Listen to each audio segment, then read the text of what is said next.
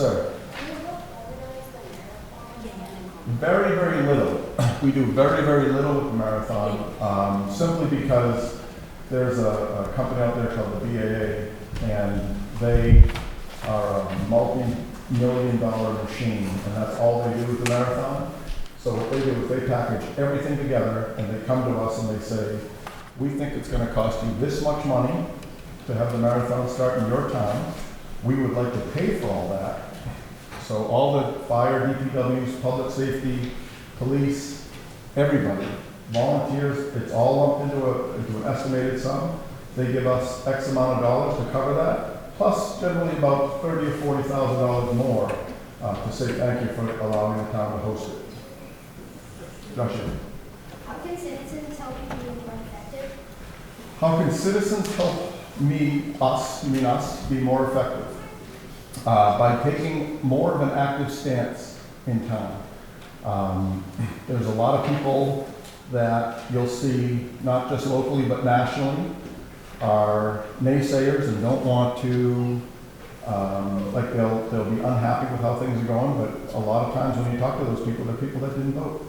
And to me, if you didn't vote, you don't have a say. Someone other than, all right, you ask your questions. Have you ever met anyone who was higher than you? Like, who's the highest person you met on the Besides me. Besides Joey. Charlie Baker. Do you know who Charlie Baker is? He's the governor for the state of Massachusetts. That's my wife's boss. My wife works for the state. She's an attorney for a department called the Department of Children and Families. And she is kind of the deputy. So she's she's got a very nice job doing good things. And she reports to Charlie Baker. So a funny story about that is, so after I retired from hockey, I became a nurse. And when I started my nursing career, I spent my first 4 years as a nurse at the men's maximum security prison out in Shirley. So last year, about this time, they had a kickoff for Charlie Baker's re-election campaign. So I went to it.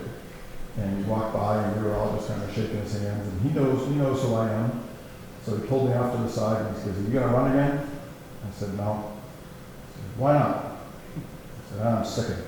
I said, "It's a thankless job. No matter what you do, you get yelled at, and I'm tired of it." And he's like, "Well, did you accomplish everything you wanted to when you ran for selectman?" I said, "No, not especially."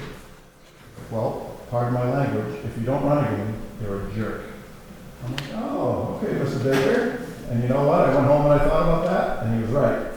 I had not yet accomplished everything that I wanted to accomplish for the town, and there were still things that I wanted to get done. And so I did run for re-election in May, and I got re-elected again. So I'm here for 3 more years.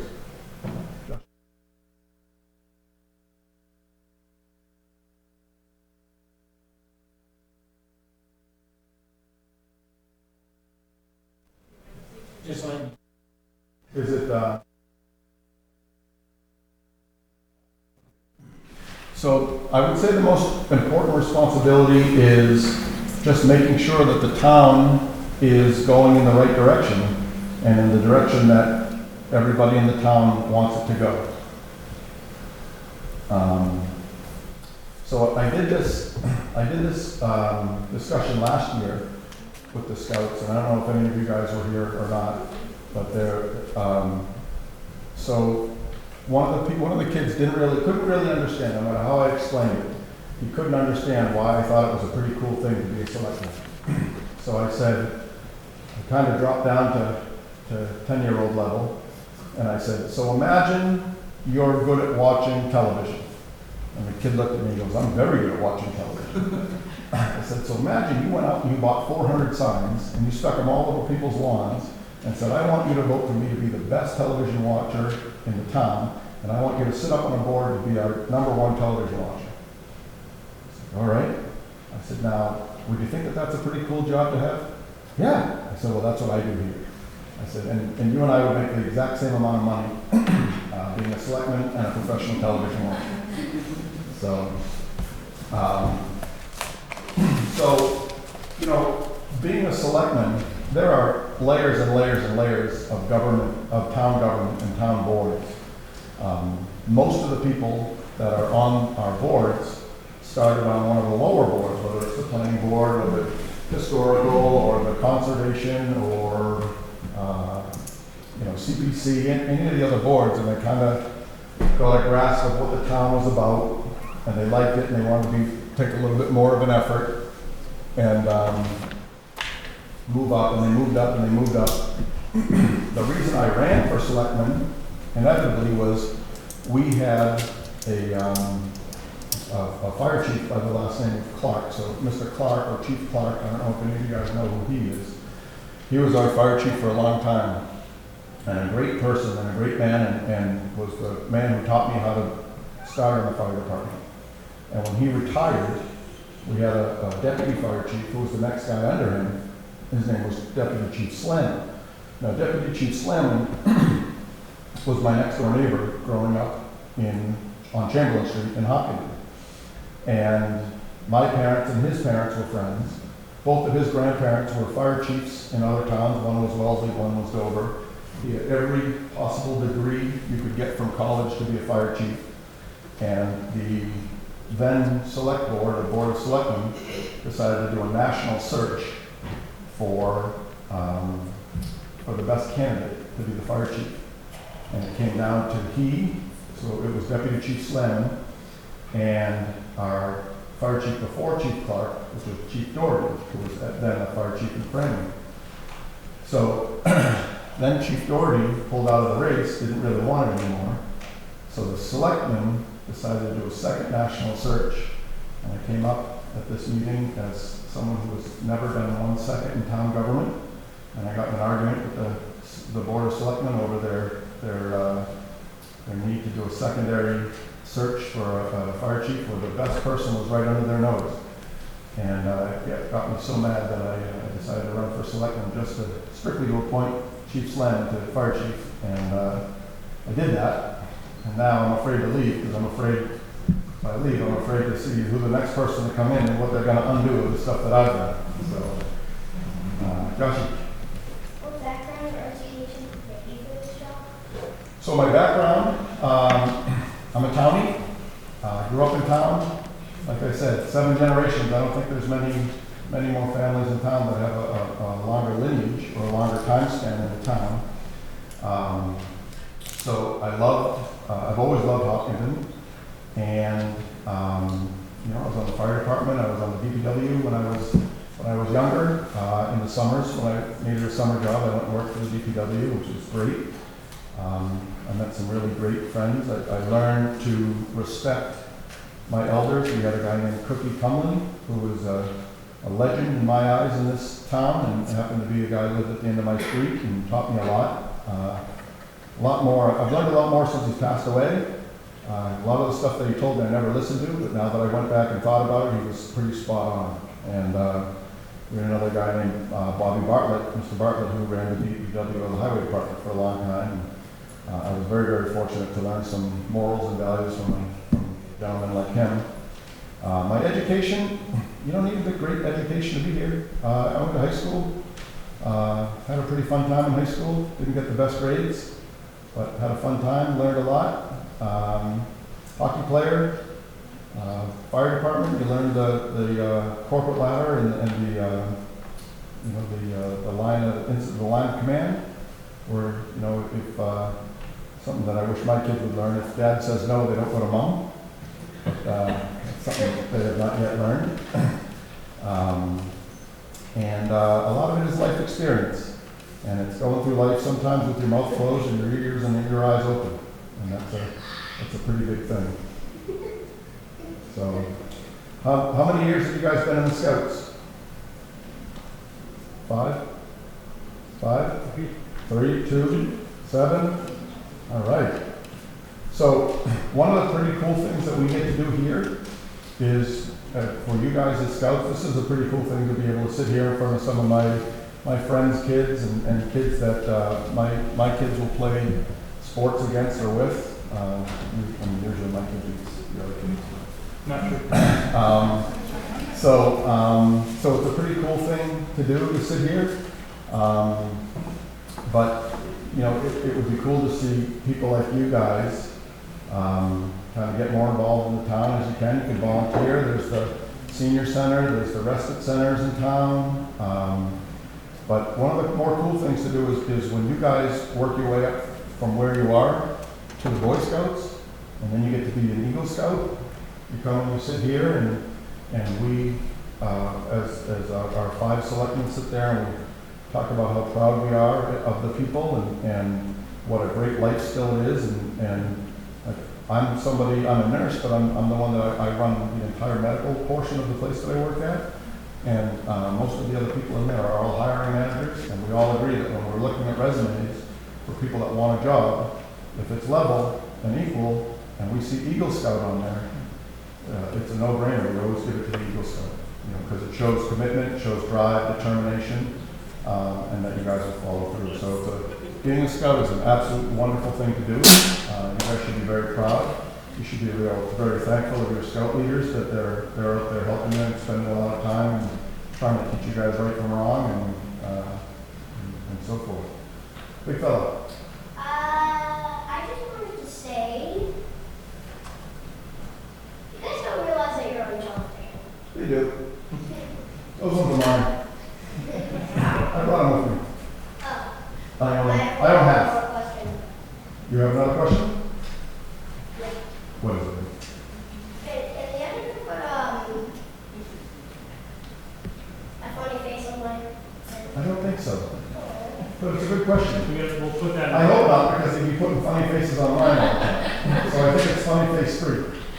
You know, like you go to school, there's not free tables. It's not allowed to make fun of me. That's my rule. So it'll be a budget item, yeah. So I've got a question. yes, sir.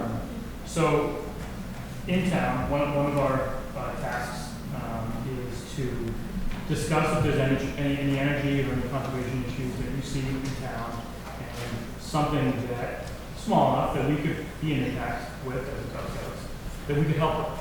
Is there anything in town that Absolutely. that you know of? So I don't know anything off the top of my head, but I am the liaison to our Conservation Commission, and I am the vice chair of our Open Space Committee. So I know that we do a whole lot of work with the Hughes property, which is down at 192 Hayden Road. So there's a lot of clearing, there's just a lot of people work that goes into it. And we are always welcoming people to come down. And anytime, if you guys want to do any type of volunteering in town, you come up to the town hall and you find out who the person you speak to is, and we can always give you a piece of paper when we're done saying, you know, this person, Joe Fonseca, did 14 hours of community service here, and we appreciate his work. And it's a pretty cool thing that you can put up on your wall. It comes with the town seal on it, and it's signed by me as the chair, or by whoever else will be the chair next year, or stuff like that. But a lot of that stuff goes a long way. So when I was a kid, I did a lot of stuff like washing police cars. That was pretty fun. I didn't really want to do it, but you know, back then, those are the days if you stay out a little late and the police saw you walking home, they bring you home, and the next day you'd have to go down and wash their cruisers. So as much as that stunk, we had a very good relationship with them, and we knew them, and to this day we still know them. Back then it was a wonderful, wonderful small town. It is still a wonderful small town in comparison to a lot of places. It's changed a lot, but it's a wonderful town. We're very lucky to have the schools and the fire department, police, DPW, all the volunteers that we have in town, on town government. This place couldn't work without them, and it's nice to have guys like you, guys and girls like you, to come up and take an interest in town government and sit here and you know, spend some time on Tuesday night to come up and chat with us for a little bit. And in about 15 minutes, we're going to have you guys all lead our Pledge of Allegiance on television. That's what we do when the Scouts come up here. We have you guys lead the Pledge of Allegiance, and it's a pretty cool thing to do. As a matter of fact, a couple of years ago,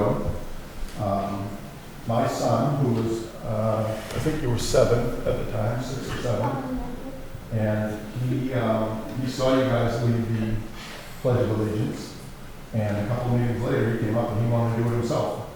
So he did. He had a soda and he handed it to the fire chief, who was sitting next to him. He goes, hold this. Came up and banged up the Pledge of Allegiance, went back, took a soda, sat down, and that was his thing. And those were, for the next couple of days, I got a lot of emails and phone calls. And normally after the select board meeting, I get a lot of emails and phone calls, but I assure you, those are the ones that were pretty good.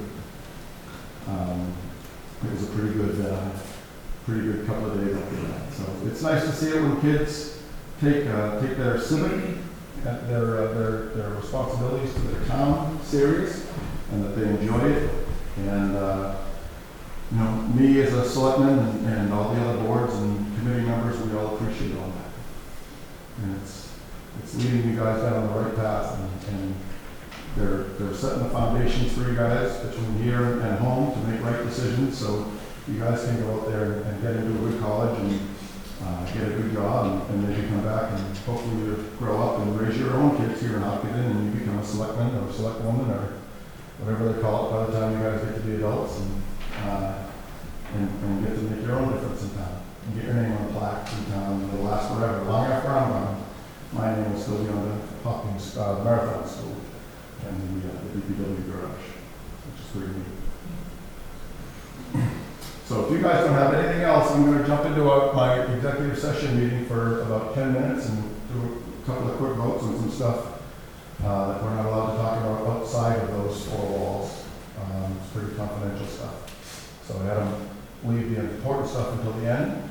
So if you guys don't have any other questions for me, I'm going to jump out for about 10 or 12 minutes, and we'll come back here and we'll do the Pledge of Allegiance. You guys have anything else? Ben, do you guys have any questions? No? So you guys are coming in second. Last year, every kid had 2 questions written down on a piece of paper. And then for every kid who answered who asked me the question, one of their parents had a follow-up question, which drove me bananas. But they had way more questions than you. But you guys are way more better than you. Except the parents.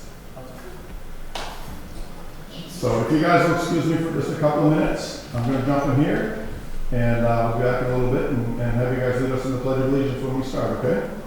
All right. Thank you, guys. Thank you. Yes, sir.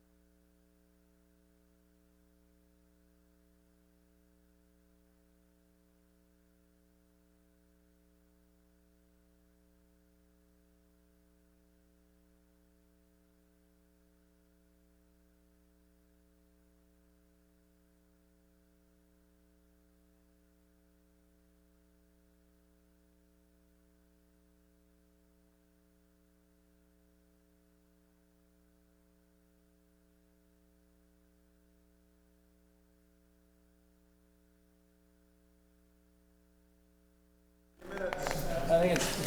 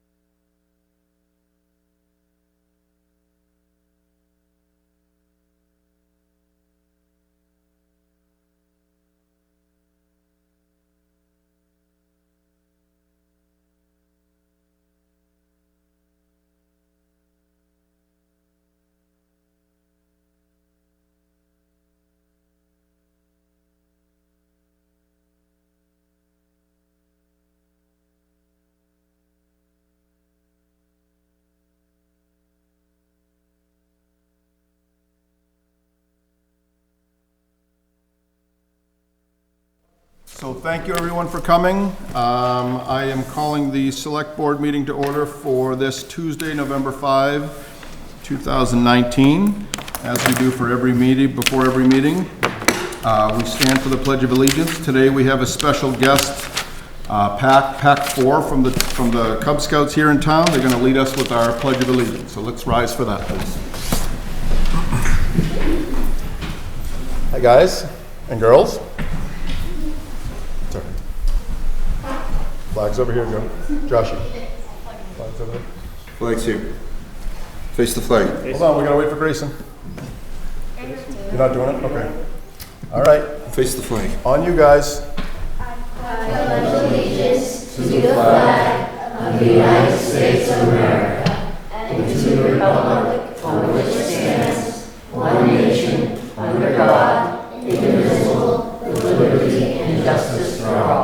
Great job, guys. Thank you very much. Thank you.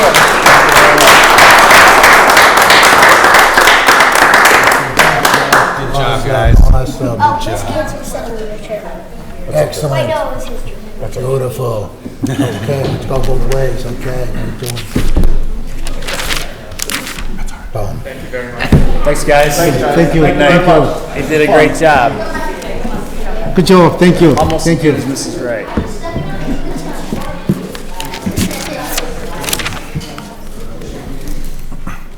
All right, public forum. Is there anyone who'd like to share ideas, opinions, or ask questions about town government? Come on up. Hi.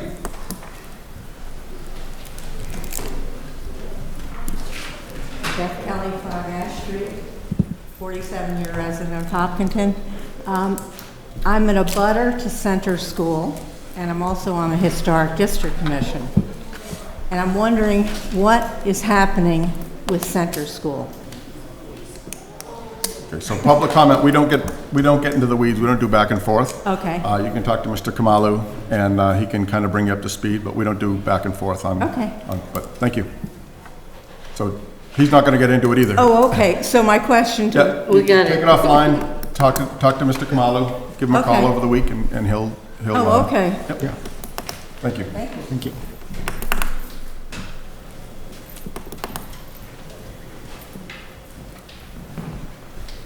Good evening. Good evening. I'm Sabine St. Pierre. I live at One Woody Island over on Lake Maspinock. I know you're all well aware of the unfortunate lake weed situation on the lake. We've been there 14 years. About 4 years ago, it was in dire straits in our cove, and it was unswimmable. My kids refused to go in the water. Our end is not as bad. We know the North Basin is terrible. It will be almost impassable next year for those that live there. It's their backyard. And we spend a lot of time over there as well. When it came up 4 years ago, I was very nervous about the topic of herbicides. We know that a committee was put together. They've been working over the last 4 years, researching all the different options. At this point, herbicides, I think, is going to be their number one option. And it's scary as a parent having kids that want to swim in the water. But I think to myself, I don't think twice. Most people don't think twice about letting their kids swim in a pool with chlorine. And when you start to research and really look at these herbicides and the dilution parts per million, and then further diluted, because they're just talking spot treatments, it's not like dumping buckets of herbicides, I think you realize they're not as scary as you think. So I just implore people to really become educated about herbicides before making a decision. There's going to be a lot of opinions about them. People are scared, but I think if they do the research and learn the facts and make an educated opinion, I think they'll come to find out that this is our best solution, unfortunately, at this point, but it's what's going to help save our lake. So, thank you. Thanks, Sabine. Thank you. Thank you. Hold on, Jake. Good evening. Hello. My name is Kathy Sweeney. I live at 193 West Main Street. I'm on the North Basin of Lake Maspinock. And I've been there for about 15 years now, and I've watched the weed problem grow to an immensely challenging problem. It's scary for the kids. It's scary for the lake residents who absolutely love our lake. We have a really great community, and we've been exploring options to try and get this under control, but I really feel like we're losing time. The degree in which the weeds have become much more severe and there's more types of weeds is alarming. And I really feel that if we don't get a hold on really managing this problem, realistically, we're going to get so far behind it that it's going to be much more devastating for us to get a hold of it. And I've looked into the research. I've been involved with the committees and trying to make sure that I understand it. I am a mother of 3. I have dogs, pets. We have parties, and we would never want to do anything that would jeopardize our lake. But I just feel like the spot treatment and the opportunity that we have to responsibly use these chemicals or herbicides, I'm sorry, not chemicals, to get ahead of this problem is in front of us now, or we're going to get so far behind it that it's going to be a much more drastic problem. Thank you. Thank you. Jackie? Thank you. Jackie Ponenzoni, 12 Wood Street. I just want to talk about the Main Street Corridor Project and the petition that you have in front of you. And I just want to let you all know that my husband and I have spoken to multiple attorneys regarding the letter we received in August of 2019 from the town that the town no longer needs an easement on our property.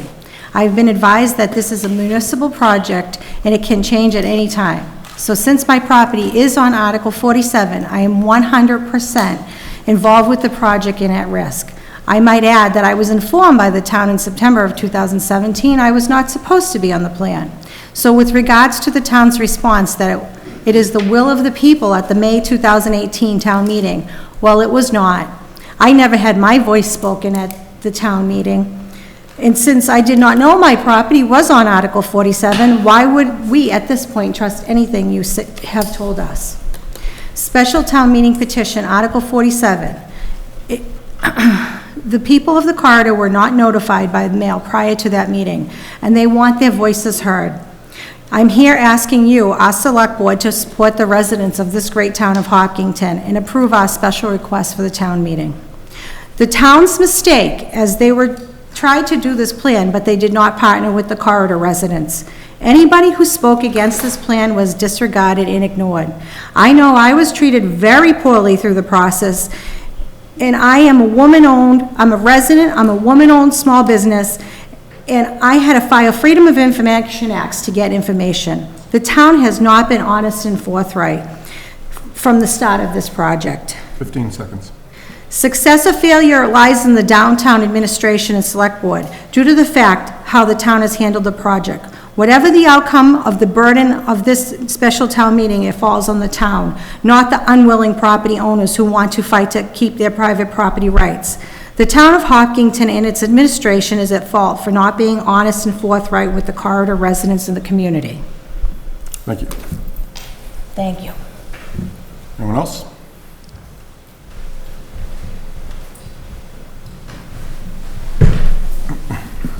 Yes, hi, I'm Walter Garland, 50 Downey Street in Hopkinton. I also live on the lake in North Basin. I've been there for 7 years. The weed problem is just out of control. It has just gotten worse and worse every year to the point where the North Basin is practically unusable. Props get wound up in the weeds, motors get fouled. I've had both my jet skis and my pontoon boat have just been unusable at times. So the remedy that we had to this point was the extended drawdown to help us, and that was supposed to happen last year. But that didn't happen because of a single resident on the lake. We tried again this year to find a solution for that one resident that was against or opposed to the extended drawdown, and despite our best efforts and a lot of work on a number of people's behalf, that we were just not able to find a solution that would please these people. So we did find out that they didn't lose water at 7 feet. So we tried to take that to the town and say, instead of 8 feet, let's draw it down to 7 feet. And we didn't get support from that from the town, because we understand that this year is an odd situation that there's going to be a new gate installed in the dam. And it's going to require a cofferdam, and so we weren't going to have the control over the lake, is what we were told that Eric Carty said. So it looks like the extended drawdown is dead for yet another year, and perhaps may never 15 be. seconds. Okay, so the net is herbicides. Extended drawdown is not working. There's going to be a proposal before you for herbicides. Please go down that path. That we have to have a solution. Thank you. Excellent. Thank you. Is that it? All right. Thank you very much. So the town manager appointments. Mr. Kamal. Yes, with your permission, Mr. Chair, if I may invite Casey Morrow.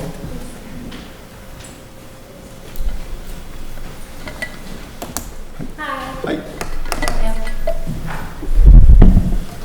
Yes, I'm respectfully requesting the board affirm the town manager's appointment of Casey Morrow as the town's public health nurse. She comes to Hopkinton with extensive experience in nursing.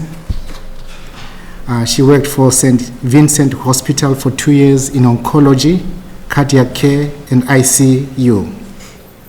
She also worked for 2 years at Spalding Hospital in Cambridge. She has a Bachelor's of Science in Nursing from the Massachusetts College of Pharmacy and Health Sciences. When we spoke to your references, Casey, they described you as bright, motivated, diplomatic, and responsible. A former supervisor said you were very respected by patients, doctors, and fellow nurses. We were also told you are great working as part of a team. And parallel with that, when called upon, you do perform independently. Thanks. And this was very important for us for various reasons. Most importantly, the fact that we are reestablishing the public health nurse position, exactly, in the Board of Health Department. And for the most part, you'll be expected to be working independently, but though overall under the supervision of the Health Services Director. We also like the fact that you really convinced everybody during the interview that you want to work for your hometown. I do, yeah. I care a lot about Hopkinton. Yes, and for the board's information, we had 2 rounds of interviews. The first round of interviews, we had the Health Director, Deputy Fire Chief, Youth and Family Services Councillor Colleen Souza, as well as the Human Resources Director, Maria Casey. Second round of interviews, we had the Health Services Director, the Deputy Fire Chief Miller, the Assistant Town Manager Elaine Razras, Senior Center Director Amy Beck, Youth and Family Services Director Dawn Alcott Miller, Police Chief Edward Lee, and also Human Resources Generalist Christine Merrill. I also want to take this opportunity to really thank the Board of Health for allowing to house this position. We have received tremendous support from the board as well as from the director. We also are very excited that, Casey, you'll be working with a wide range of our town departments. Yeah. We have put everybody on notice that you'll soon be contacting their offices to begin your work here in Hopkinton. Great. Thanks, Casey. Welcome aboard. Thank you. I'm excited to be here. Board members?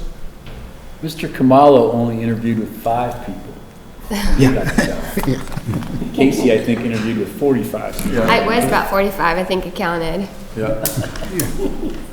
Yeah.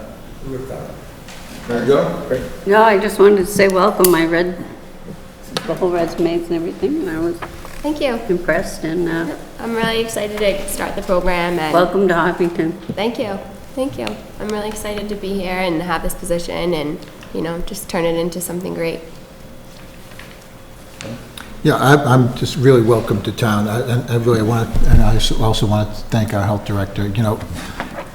Ever since he came, the programs and the directives that he's put forth along with the board are just phenomenal. And now bringing on some more public health assistance, it's just going to be great. Our town just keeps getting better and better. Thank you very much, and thank you very much for coming. Thanks. Just want to say welcome aboard. When Sean had proposed that we hire a nurse, I'm delighted to see the results that it's yielded. Sean has promised that there's a lot of need for a public health nurse in town, so welcome aboard and welcome to the challenges of Hopkinton. Thank you. Yeah, so same thing, welcome aboard. So I am a director of nurses at another place. Oh, okay. I happen to be a nurse myself. Oh, okay. Let's just call this your interview process. If you want a per diem job, you're welcome. Okay. Get through the 5 E's and the other 4 that you just did, you're certainly qualified. So, Great. Thank you. Thank you very much. Welcome to town. Thank you. Mr. Kamala, we need a motion for that? Please. Mr. Tino? Okay, I'd like to make a motion to confirm the town manager's appointment of Casey Morrow, public health nurse. Second. Okay, any further discussion? Hearing none, all in favor? Aye. All opposed? Abstained? Carries. Thank you. Thank you so Welcome much. aboard. Thank you. Thanks, Casey. Thank you very much. Mr. Kamalu? Yes, Stephanie.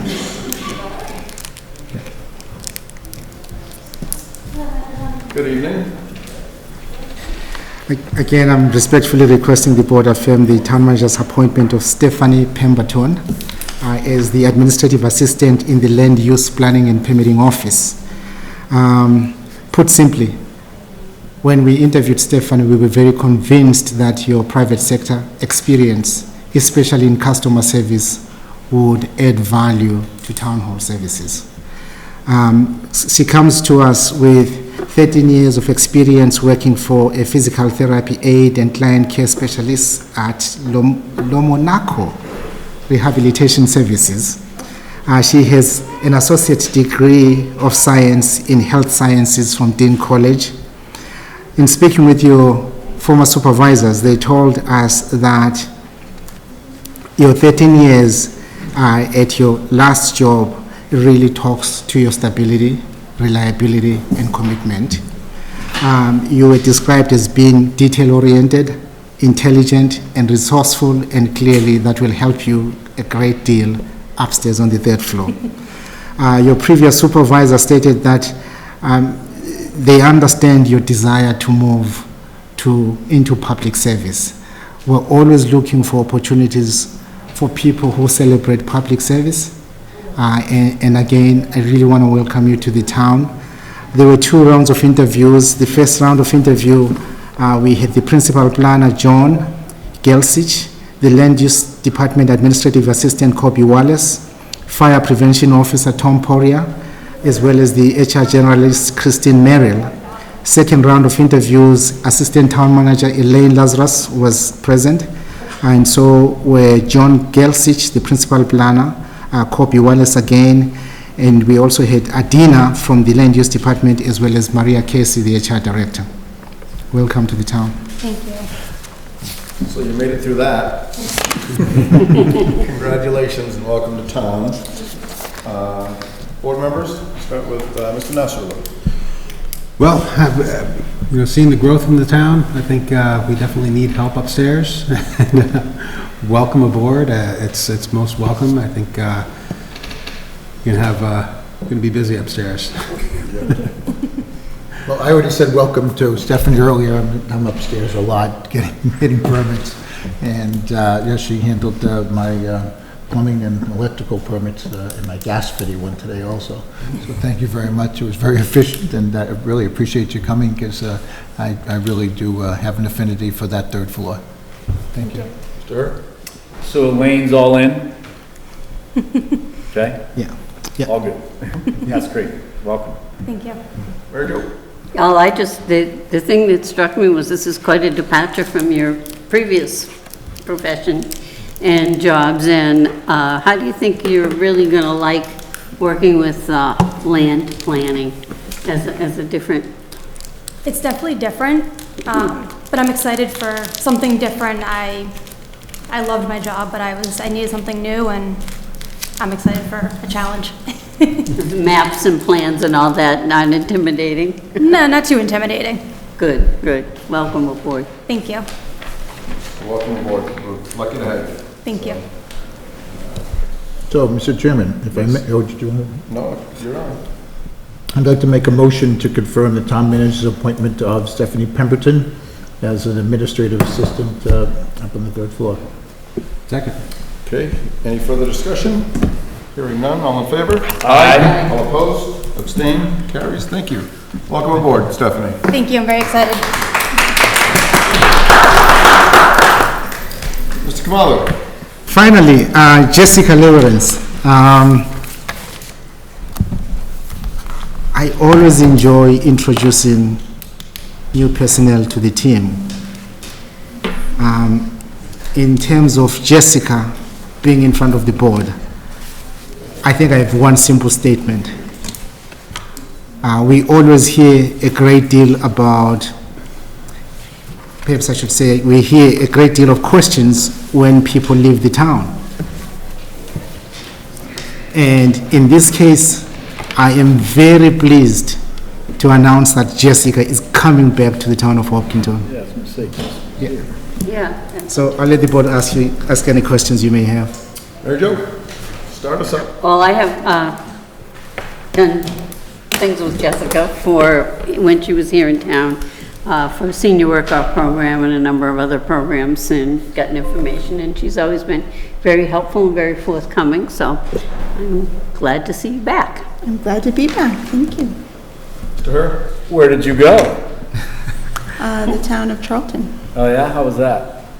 It was good. It was an excellent experience, for sure. Yeah. Yes. Yeah. Yeah, they didn't have an HR department. That. So yeah, so it was a really good learning experience for me too. Great. They have good football programs out in Charlton. Charlton is very strong football. Good for you. Well, I'm glad you're back. This is great. Yes. I also met Jessica earlier today. She introduced herself to me. Are we going to have a place for Jessica to fit? That area needs a little more room. We gotta work that out. Point well taken. Was struggling for office space. We'll make it work, right? Yeah. Welcome aboard. I'm sure we'll be able to make space for you. And look forward to working with you. Yes, thank you. I'm looking forward to it as well. Make it quick. How many rounds did she have to go through, considering that it's an HR position? You must have hit everybody. I'm just joking.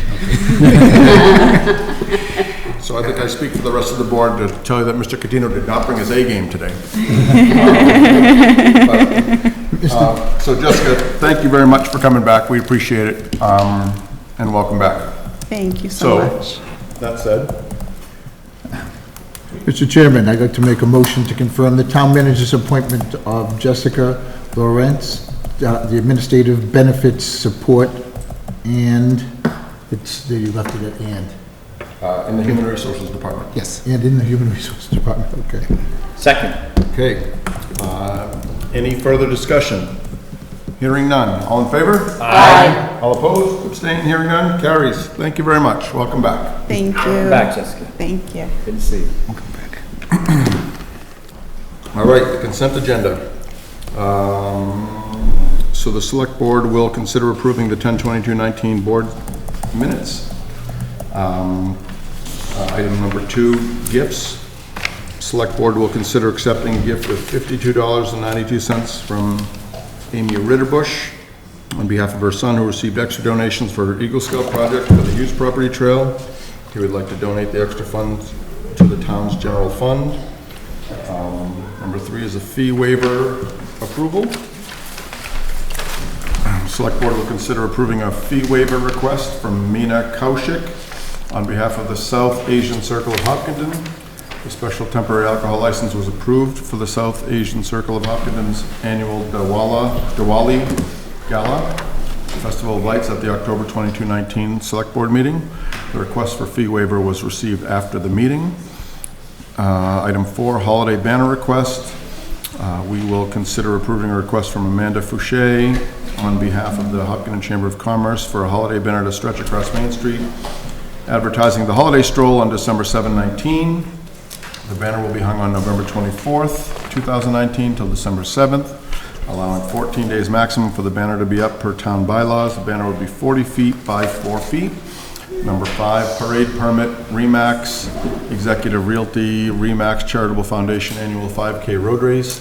The select board will consider approving a parade permit application from Sandy Lucchese on behalf of the Remax Executive Realty Charitable Foundation for a road race to be held on Saturday, November 23, 2019 at 0800 hours and race beginning at 0900 hours at the Hopkinton Country Club. Expected number of participants is 125.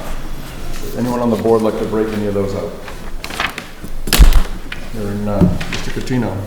Mr. Chairman, I'd like to make a motion to approve the entire consent agenda. Second. Okay, any further discussion? Hearing none. All in favor? Aye. All opposed? Abstained? Carries? Okay. So before we go to the next item, I need to let you guys know here that the parking lot out there behind Bill's Pizza in the back is not for town business. I just got a text from the owner there saying he's going to start towing some cars. So if you're parked out there and you don't want your car towed, I would move it.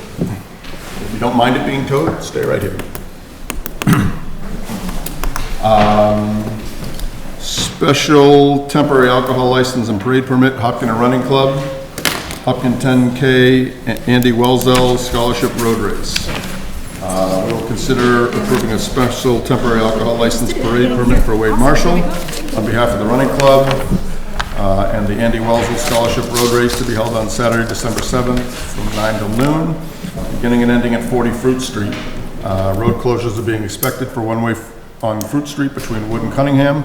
Expected number of participants is 250. There will be no rain date. Permission has been granted by Parks and Rec to use Victory Field from 7 till 1. They have also granted permission to set up tents 2 days prior to the event. Tickets will be sold and exchanged for beer after IDs are checked and wristbands attached. Alcohol will be provided by Startline Brewery and will be served by Tips Certified Servers. Mr. Kamalo? Through the chair, the applicant is here tonight and is available to describe the race, especially if there's any past experience with the town. Yeah, this is the third year we're having the race, so I think we've worked out, every year it's gone smooth. We haven't had any issues. Town, police, EMTs, everything's gone really well, so we're pretty happy with it, and we've been able to keep it all in a very Hopkinton focus. Once again, we're involving Startline, and this year the food's going to be provided by the Spoon, so they've been gracious enough to help us out. And again, the scholarships that we do are for Hopkinton High School graduating seniors, and we call it the Pay It Forward Scholarship. And what they do is they submit an essay based on somebody who's had an influence in their life, and based on those qualities that Andy Wellsville had, really giving back to the community. And so we tried to move that forward with scholarships to Hopkinton High School students. So it's been a great success the last 2 years, and I want to thank you for your support. So looking at the permitting team, it looks like building, zoning, DPW, fire, and police all are having no issues with your application. So it looks like everything is in order. I will say that it's my third year in a row being able to sit up here and say what a great job and what an awesome thing to remember, a great guy in town. Great. Andy was a really, really good guy, and it's nice to see people from town honor and do things in the memory to carry on with the scholarships and fundraising like that. So personally, I think it's an awesome thing to do. So appreciate that. Mr. Chair, I move the request to approve the request for a special temporary alcohol license and parade permit for the Hopkinton Running Club for the Hopkinton 10K Andy Wellsville Scholarship Road Race to be held on Saturday, December 7th from 9 till noon. Second. Okay, 2 seconds. Any further discussion from the board? Hearing none. All in favor? Aye. All opposed? Abstentions? Carries. Thank you, Wade. Thank you. Wade. Let's hope my car's still there. I hope so. Mr. Kamala, we're doing this means tested thing now, or are we going to hold off? We can hold off. We can go to the next. Is the 110 grill here? Okay. So our next item is the 110 grill change of manager. The select board will consider approving a change of manager application from Robert Walker on behalf of 110 Grill LS Hopkinton LLC DBA 110 Grill 1 Lumber Street Suite 100 for a change of manager from Gene Ryan to Stephen Melendez Jr. Mr. Kamala. Yes.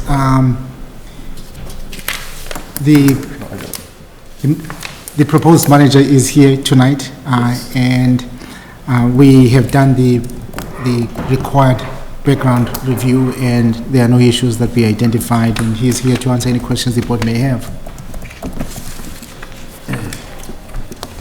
So I will open it up to the board. Why don't we start with Mr. Herr this time? So Mr. Walker is still the owner, correct? Yes, sir.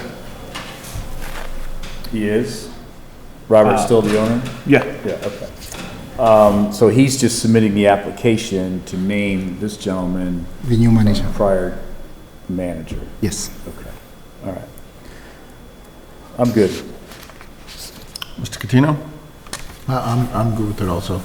They've been a good addition to the town. Right.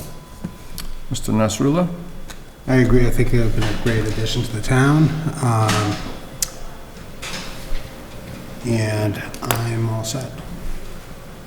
Mary Jo? Well, I noticed the permitting team comments were all favorable, so I'm in on this one. The only thing I see is the health department needs to receive updated credentials and an application for this change in their food permit. So I guess we can do this pending that the health department gets everything all done? Yes, and these are two independent processes. However, the request from the Board of Health has been communicated to the applicant. Okay. Mr. Chair, one other thought if I could real Yes, quick. sir. So the license that we really worry about that you'll oversee as the manager is the alcohol license, right? And the town operates stings, just so you know. And the state operates stings, as you probably know. Yep. And we've had some incidents in town where that's uncovered some controls issues inside the management of organizations. So we'd encourage you to be aware of that and make sure that that alcohol license you protect at all costs. Like, we don't serve people at the bar that are drunk. We don't let people jump and, there's all kinds of things that we can't allow because that license is on that wall. So please kind of guard that closely and take it seriously, and all will be good. Absolutely. Thank you. Okay. I'll entertain a motion. I'd like to make a motion to approve the change of manager for the 110 Grill from Gene Ryan to Stephen Melendez Jr. Second. Any further discussion from the board? Hearing none. All in favor? Aye. All opposed? Abstained? Carries? Thank you. Thank you. Thanks a lot. Thank you. Thank you. So going back, Mr. Nees, you're all set here?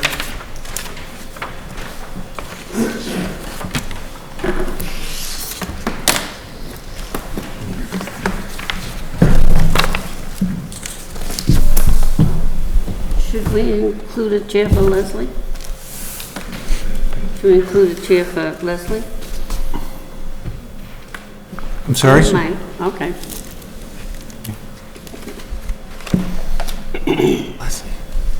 Leslie, do you want to come up and sit? Yeah. Yeah.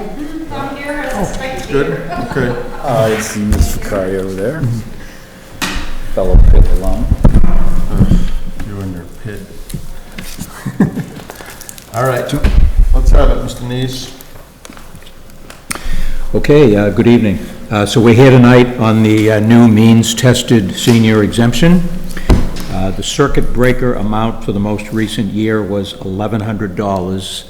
You need to decide tonight on a percentage amount between 50 and 200%. Since the tax rate recap is not yet complete, we can't be sure of the actual effect on the tax rate, but our estimate is that this exemption will increase the residential rate by approximately 1 to 3 cents. So we have provided you with a memo that outlines the effect of your selection. So from 50 to 200%, and you can choose 50%, 100%, 200%, or any percentage in between 50 and 200%. But it is expected to make a difference in the total annual tax for a residential property of anywhere from approximately $2 per year to $20 per year. Questions? Nope. Board, what do you have? So 50% to 200%, explain that further to me, please. Right, so the circuit breaker amount is $1,100. If you were to choose 50%, someone who received a $1,100 circuit breaker on their state income tax would receive a means-tested senior exemption of $550. That's the lowest. At 200%, someone who received a circuit breaker amount of $1,100 would receive a senior means-tested tax exemption of $2,200. On their property taxes. On the property Here in tax. Hopkinton. So for us to help our seniors the most, That's we go with the 200% number, which would impact all of us collectively at about $20 on average a year. That is correct. This is funded through the residential class only, so initially, everyone in a residential class would pay a higher annual tax rate, including the people who get the exemption, of approximately $2 to $20 per year. And then the people that have qualified, and there are 33 of them, would get a senior tax exemption depending on the percentage that you select. sir, and with your permission, the average, if you look at the right column on the memo, for an average priced home of about 600,000, that impact would be $11 a year on everybody else who would be providing that benefit to the 33 people. Got it. So, Mr. Chair, my sense is that the people I represent, which is the same ones you represent, the town of Hopkinton, in general, would support anything we can do to help our seniors in this situation where there's a means testing going on, and there's an opportunity to give them a break on the tax bills, which are very difficult for a lot of folks. So I'm all in, and I'm all in at 200%. Would you like to make that motion? Is this a public hearing, though? No. Okay. I thought, oh, I'm sorry, it's 7:30. I move that the Board of Selectmen endorse a means-tested senior citizen property tax exemption with an $1,100 circuit breaker at 200%. Is that motion in line with what? Here we go, Mr. It is. Oh, this would be the motion you handed me? Never mind, scratch that previous motion. Yours was great. I thought, actually, mine is pretty much like that. Kudos goes up to the pig. It's just not all this mumbo jumbo. I move that the select board approve senior means tested tax exemptions under chapter 234 of the Acts of 2018 for 33 applicants approved by the Board of Assessors at 200% of the prior year's state circuit breaker credit amount, which was $1,100. Second. Okay, any further discussion? Yeah, just a couple questions. Would this need to be renewed every year? It does. You will have to vote on this every year, and you will have the option every year of selecting a number between 50 and 200%.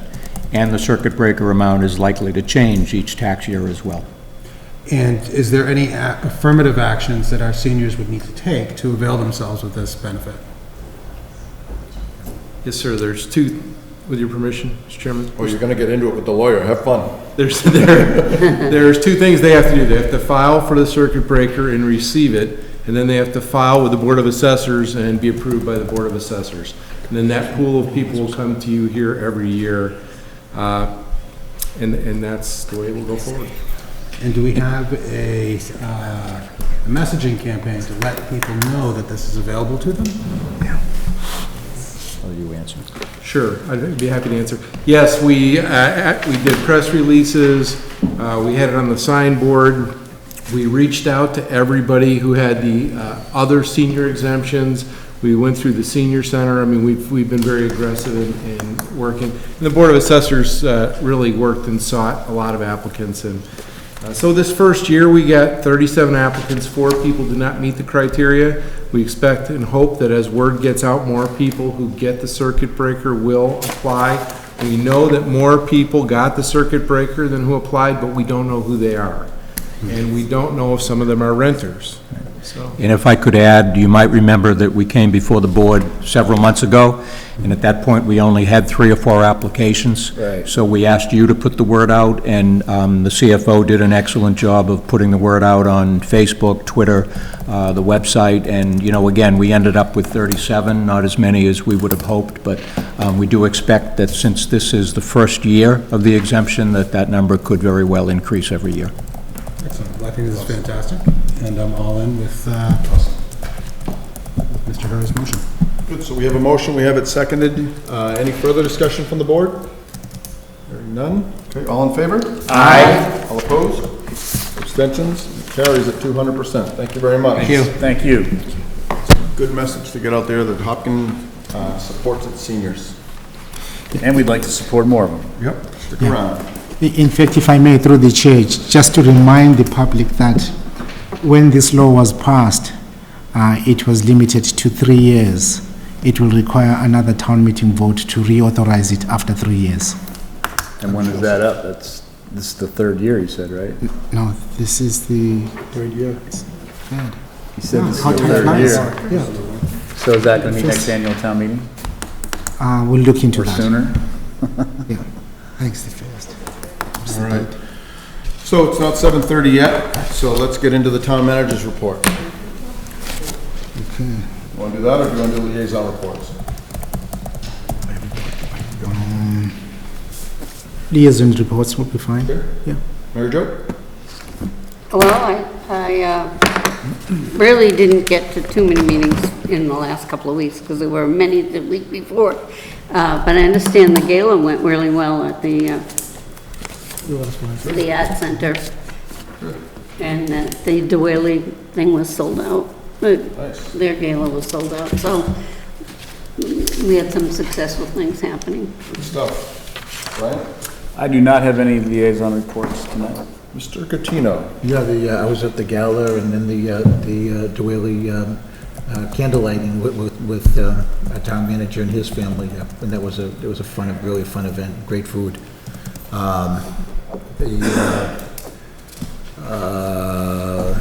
Upper Charles Trail, we're still working on a grant there, and growth study, there was a mix-up in putting the agenda out, so we're not meeting until later this week. I'd also attended the HA Gala. It was a wonderful event. It was highly successful. I also attended the Diwali lighting ceremony, which was wonderful. It's a great opportunity to meet the families and bring the South Asian culture onto the common. My daughter was at that. Was she? Excellent. I was stuck at work, but my daughter made it. Did she enjoy the sweets? Yep. So for me, I have open space. We've met a few times. We have another meeting tomorrow. A lot of good stuff going on there. What else do we have? The Veterans Day we have coming up this week. I'm on that Veterans Celebration Committee. We have there's I believe, a dinner on Monday night at the Woodville Run Gun Club. And is it Monday during the day? At the senior center, the luncheon for the veterans? I'm not sure. I think there's whatever the actual Veterans Day is, which I think is Monday. It's the 11th. The 11th? So it's next Monday. I believe there's a luncheon at the senior center for the veterans. It's where we have, there's a lot of, so Carolyn Dykeman generally goes to that and speaks, and I know I went to the Veterans Breakfast on Friday, and they were listing the names of some dignitaries they're having there for that. So it should be a pretty good thing. So if you're out and about, the Veterans Supper at the Gun Club in Woodville is always a good take. And that's about it. The Veterans Day ceremonies, we wait 11. 11. It's 11. They always do it at 11, I believe. Okay. And any future board agenda items? Mr. Chair. Yes. So we've had a couple of nights now where folks have come in, and I don't think they've stuck around, but and talked about the weed situation. And I know that the weed situation is being worked on in the town manager's office and the DPW and others, but I haven't heard an update on that, and it seems like at some point, we're into the drawdown now. At some point, we should get an update, and the community, I think, deserves an update too, so where it's headed and how far down it's gonna go. So I probably can't do that tonight because it's not on the agenda, but I'd like to see that on a future agenda if we can just. And some of our alternatives, so that we know what we can do, because as they said, if we wait till next spring. Yeah. But even if we have, I don't even know if we're gonna have alternatives though, that's what I'm wondering, what's the process we're going through here? Yeah, in fact, purely through the chair, very briefly, we are pursuing 3 alternatives. In terms of the Lake Maspenok Weed Advisory Group, a public hearing has been scheduled to review and receive input on the application of herbicides. Secondly, the drawdown is in progress now. We are permitted for a regular drawdown. We continue to investigate the opportunities for an extended drawdown, which brings me to the third piece. We're also talking with the Spindle family regarding how best to protect their water source. Okay. Yeah. Okay, so when we have that future agenda item, we can talk about all those points that you're touching on. Yeah. And maybe even a little bit more clarity by then. Yep. I just also want to mention that we had a really good letter from Stu Glassman, who lives on the north part of that lake too, about the weeds. Good old Stu. All right, so Mr. Kamalu. I think we get to the... 7:16, and we have 14 minutes to kill. Why don't we jump to, we have nothing else to do. Why don't we jump to the town manager report? Yes, let me circulate the following handouts to everyone. Do you mind passing this around? One each. You get one, not all of them. Yeah, just want to keep everything to myself.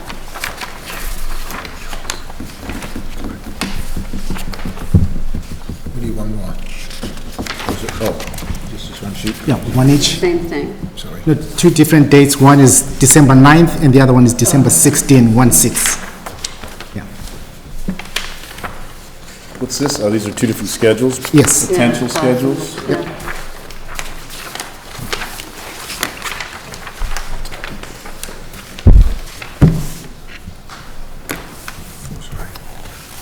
I think this needs to go down the other way.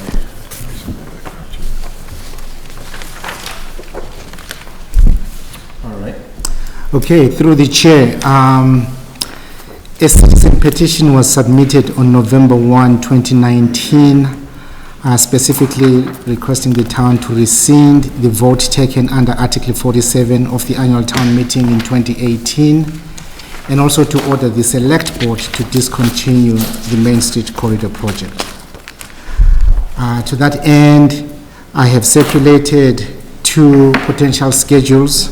One schedule has the meeting taking place December 9th, 2019, and the other has the special town meeting taking place December 16th, 2019. The schedule is driven largely by state law, which requires the special town meeting to be held 45 days after receiving the petition. We came up with these two dates based on the timelines required to get to the meeting, as well as relating them to the regularly scheduled select board meeting dates. Key milestones. November 5th, 2019, on both schedules, the select board has to set the special town meeting date and time. And if the second step is to send the notice for publication, under the December 9th option, we can send the notice as early as tomorrow. We did touch base with town council regarding the required publication. The current charter specifically allows for notice to be posted online. This is the first year we'll be implementing this option, and therefore we will let the public know that the meeting notice is published online. In the past, generally, it's posted in the local press. If the board is not inclined to go with publishing the notice online and desires to publish the notice in the local paper, the meeting therefore has to be on December 16th, 2019. I should point out, December 16th, 2019 is the 45th day. We also have 10, after posting the notice, we have 10 business days before the date of the warrant to publish in the local news media. We also advise town boards, departments, officials of the special town meeting date, and we're scheduling under the December 9th, November 6th for doing that. Similarly, under the 16th, we'll have that as the same deadline.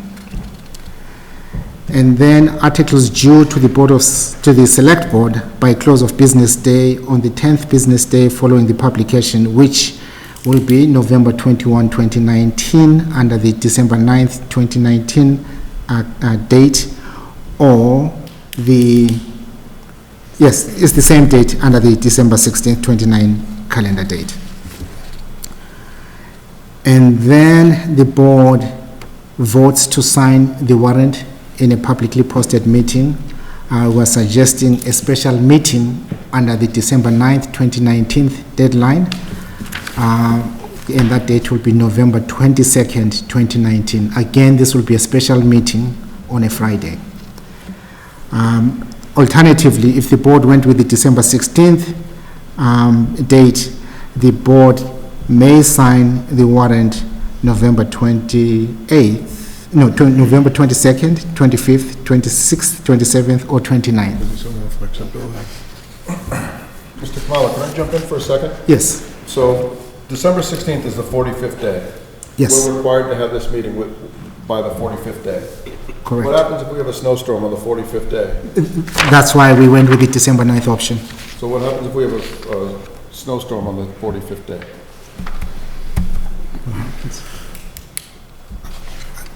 I have never experienced that. I don't know the answer to that question. That's why I believe, again, we offered the December 9th date. All right. And then finally, posting the warrant is always 14 days before the special town meeting. November 25th will be the date for the December 9th meeting, and December 2nd will be the date for the December 16th meeting. And then the special town meetings are either on the 9th or the 16th of December. So what do you need from us? A vote by the board to set the special town meeting either on the 9th or the 16th.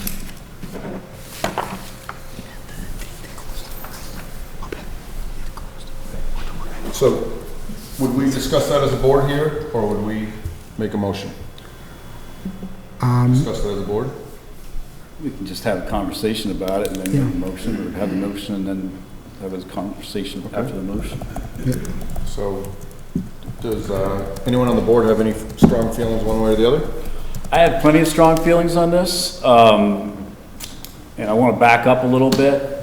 So we had an annual town meeting in 2018, and we voted Article 47, and that set in motion the concept of the easements, temporary and permanent. For that meeting, we posted the warrant. And the warrant, which we're supposed to post by law, state and local, had the parcel listed in there for the special town, for the annual town meeting. One of the concerns that some have expressed is that they weren't notified that their property was on that list, even though it was published. So what are we going to do different about this, if anything? Or I know we don't have to legally, but once you post the town meeting warrant, that's posting it for all to see. And as citizens in Hopkinton, they're obligated and responsible for understanding what's going on at town meetings. But what are we going to do, if anything, different about this posting concern or notification concern? We will discuss that issue with the petitioners and get a better understanding as to how they would like to approach that issue. Remember, this is a petition. That's not my question. Yeah. This isn't about the petitioners, because once we open the warrant, which we have to vote to open the warrant too, I assume we're going to do that tonight, right? Once we open the warrant, that's just one of many things that can happen. Yep. So that's not my driving concern. My driving concern is the consistency and following the law and not wavering from that, right? Do you understand what I'm saying? Yes, I do. So we have to figure out and confirm what's the legal right way to do this, to notify. If it's just the online posting, which you described early on, then people have to understand that's the posting. And no other posting is going to take place, or no other notification is going to take place, which I think is what Ray would suggest, because I think that's going to be consistent with what state law and local bylaws have required us to do for the last 300 years. So we'll have to think that through a little bit as far as the posting piece goes. But it is my understanding that once we set the date, if we set a date, and we're required by state law to set a date, but they might throw me in jail, I don't know if we don't do it. But if we set a date, we have to also open the warrant, is that correct? That is correct. And that would be tonight, a motion to open the warrant? Correct. Okay, so once we open the warrant, then guess what? It's a free-for-all. And all kinds of other stuff can come on. So I'm just a little concerned about the time of year and the amount of time this issue will take to work through a special town meeting. And then if any other articles get thrown in there, what that's gonna happen. You know, what's gonna happen with that. And I also have concerns about what other articles that we previously voted might get suggested to go back on the warrant again. There's been a couple of other articles specific to this project that some people have asked me, are we gonna revote those too? In terms of some land acquisition and other things, and maybe moving intersections around even more. So we have to be aware of that and cognizant of that, and recognize that there could be other stuff coming at us that we can't stop per se once we open the warrant, right? Correct. Okay. May I say something? So it seems to me that if we're going to proceed and set a date, that the December 9th date would be the appropriate date to set, given the snowstorm question, given the time of year and the activities others have outside of this, this situation. I just think it's probably a more prudent date to set. I'm just concerned that we, if I may through the chair, that only leaves us. You done, mister? For now. Good. That I thought just was a discussion, that's all. That really only leaves us November 22nd to do any voting. Vote to sign the warrant? Yeah, to sign the warrant. So, that's Yeah, I'm traveling to New York City that weekend, so that's a problem for me already. And I'm going to pick up my daughter in Pennsylvania. I mean, I'll have to adjust my personal schedule to try and work through this, but I think December 16th, it's putting it on the edge. And it's December 16th, the next week is the holidays kick in, and then people are crazy busy. So with you two gone, who knows what may come up as someone, we may not have a quorum on the 11/22. I didn't say I'd be gone, I said I'd have to adjust what I'm doing, which. But there's a chance that you could be gone. Well, I have a You're definitely- 12-hour ride, Yeah. 11.5-hour ride. So Couldn't we do it at 7 a.m.? Why do we have to do it in the evening? There's no timeline in the day itself. Yeah, the board can set the time that would work for the board on that day. I mean, if we did it early morning, then that I'm good with allow that. me to travel. Through the chair, I think if we bump it out to the December 16, I think there's going to be plenty of people that are dealing with the holiday schedule. Even though, I mean, if the following week is the heart of it, there'll be plenty of people leaving before then. And I think we really want this to be well attended. So I think December 9th works really well.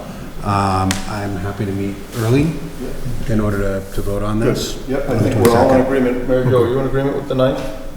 Yes, it's fine. Okay, so I think we're all in agreement with the 9th. So Go ahead. No, go ahead. I do have one question, this is more from Mr. Kamalo, I think that we want this meeting to be very well attended. And is publishing online versus through local media going to be more effective in getting the word out, or do we have any kind of, that's the only thing that I'm a little concerned with is if people are not used to seeing the online publication and are looking for it in the local newspapers. Well, even though we're going to do it online, I'm quite sure that Hop News will pick it up, and the other. Independent. Yeah. So. and we have the board too. Yep. Yeah, the formal posting, if it's online, is the formal posting, but then folks can take it and run with it from there, That works. Mr. Chair, if you're a parliamentarian, I would suggest we look at that public hearing scheduled for 7:30 and table this until such time as the public hearing is Sure. complete. Thank you very much, Mr. Herr. So I see it's 7:30. We have a posted public hearing, grants of location, Park Street and corner of Grove and Maple, new Singular Wireless PCS, LLC, DBA, AT&T. The select board will consider approving grants of location for wireless small cell facilities, including telecommunication wires and wireless attachments. And that Appurtenances. Appurtenances on Say that fast. replacement utility poles in the public right-of-way at the following locations. Number 1, pole number 1-15 near intersection of Grove and Maple. Pole number 2 near 10 Park Street. Mr. Chair, I move that we open the public hearing as described. Second. Okay, any discussion? Hearing none. We vote on that? Okay, all in favor? Aye. All opposed, abstain? Okay, carries. Should we get into this? Okay. All right, how you doing? Good, how are you? Good, good. Should I introduce this? Great. Absolutely, that'd be great. My name's Michael Dolan from the law firm of Brown Rudnick. I'm here on behalf of my client AT&T. My client, as you may know, has licenses to operate, FCC licenses to operate a national wireless telecommunications network throughout the country, including here in the Commonwealth. What we're proposing here, AT&T is proposing, is a small cell antenna installation on a utility pole at 2 locations, the ones you described previously. The small cell facility will be mounted on a replacement utility pole of Eversource in the public right-of-way.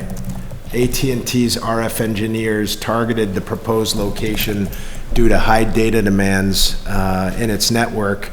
AT&T's existing macro antenna facilities, which are their big 8-foot antennas, which are on towers, on building rooftops, on water tanks, things like that. That does most of the work for the wireless telecommunications networks, but there are targeted areas where there's just a little hole where capacity is not where it needs to be. Consumers and customers are letting us know that there are issues in a targeted location. In certain targeted locations, we have these 2 in Hopkinton, and we believe that we can address these through the installation of a small cell facility. That facility, and what that means is it's a small, unobtrusive 25-inch by 10-inch 25 inches long by 10-inch diameter antenna at the top of the utility pole, a small equipment cabinet mounted to the side of the pole, which is 39 inches by 23 by 15, and then some related fiber optic cables with a main electric meter shut off at 8 feet from the bottom of the meter box. As I mentioned, that antenna will go on the top of the pole, and the hope is, and we've been installing these throughout the Commonwealth, in several in each city and town, where we think we can address a significant customer demand in a targeted area with this small, unobtrusive facility. The plan is that this would allow AT&T to be able to handle more data at faster speeds with better and more reliable coverage. Okay. Board members? No. Okay, I have a question. We've had problems with telephone poles, being double poles. Yep. You say they've been doing this in other places in other towns. Have they indeed replaced the poles, or are they double poling? We are running into that issue everywhere because we follow the utility. And the utility, I know that I've been before a number of select boards that have had issues with that. We agreed to a condition that as part of this replacement, we will not put our facility on the new pole until the old one has been removed.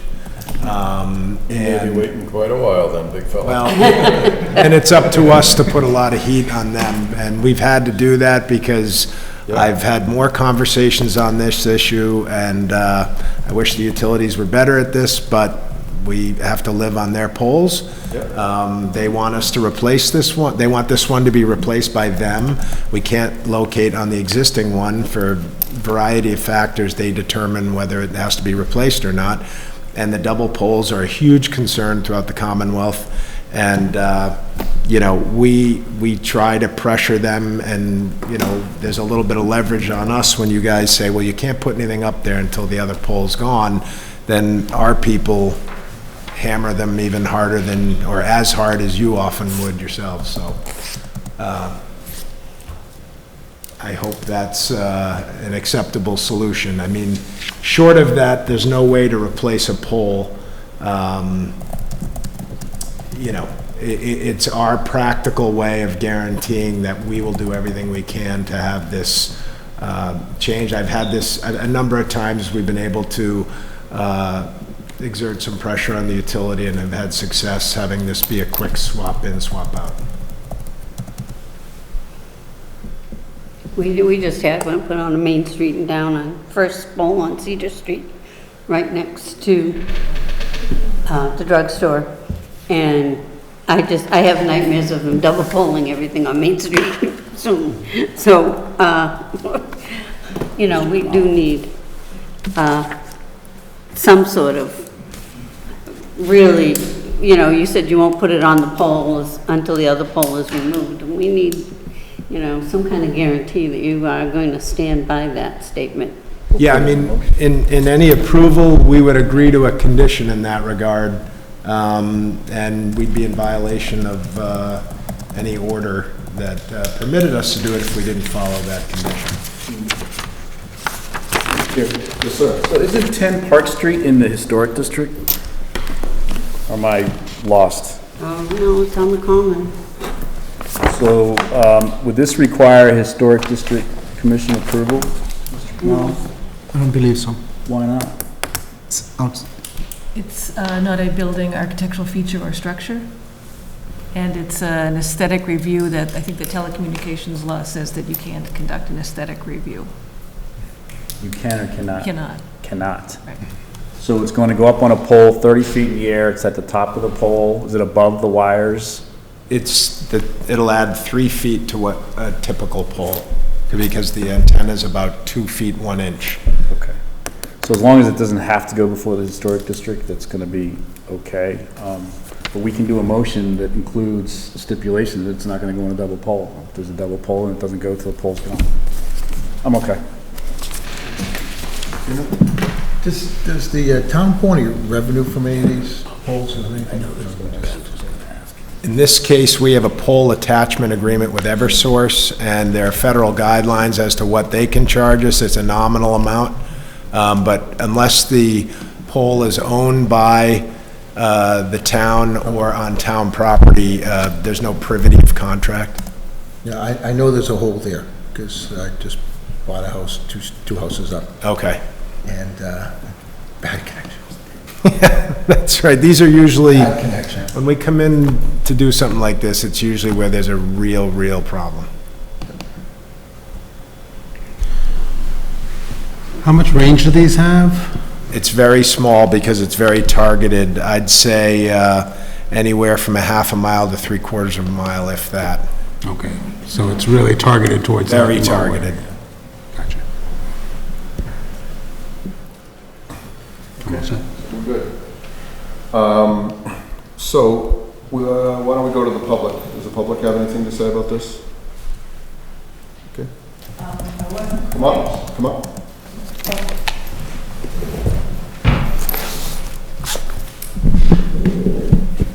I'm trying to figure out what this is going to look like. You mentioned Beth Kelly, 5 Ash Street. I'm on the Historic District Commission, Sure. so I'm concerned about how things look. There was something about the pole, and I was wondering if we could see a picture of it. That's an example of one that's been built. Okay, and you mentioned a 36-inch box. That box there goes on the side, and that's the antenna on the top. Okay. I was just hoping it wasn't something on the ground that was so obvious. No, it's not on the ground. Doesn't look too bad. Thank you. Thank you. Anybody else? Yeah. Come on.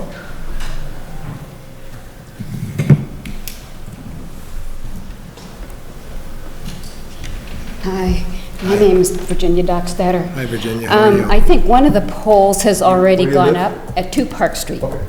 And the pole is on the corner of our property. Actually, it's already gone in.